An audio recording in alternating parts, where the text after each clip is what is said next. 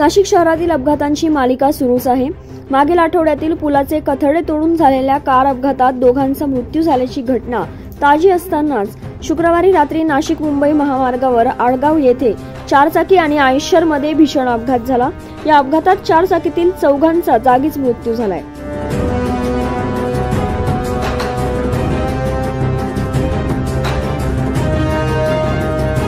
सज्जू शेख, अक्षय जाधव, अरबाज तांबोळी, रहमान तांबोळी असं मृत्यू झालेल्यांची नावं आहेत। या अपघातात ट्रक चालक बापू आहिरे, सचिन म्हस्के हे दोघे जण गंभीर जखमी झाले असून त्यांच्यावर नाशिकच्या जिल्हा शासकीय रुग्णालयात उपचार सुरू आहे।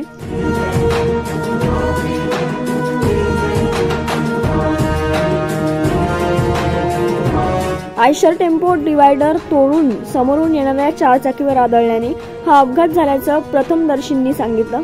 या अपघातानंतर स्थानिक नागरिक मदतीसाठी धावले, परंतु कारमधून कोणालाही बाहेर काढता येत नव्हते। त्यांनी तात्काळ अग्निशमन दलाला पाचारण केले। त्यानंतर अग्निशमन दलाच्या जवानांनी कारचा पत्रा कापून जखमींना बाहेर काढले, मात्र तोपर्यंत त्यांचा मृत्यू झालेला होता। मयत सर्व नाशिकच्या सिडको भागातील रहिवासी असल्याचं समजतंय। या घटनेत सिडकोसह सर्वत्रच हळहळ व्यक्त केली जात आहे। Bureau report, 9 news, Nashik.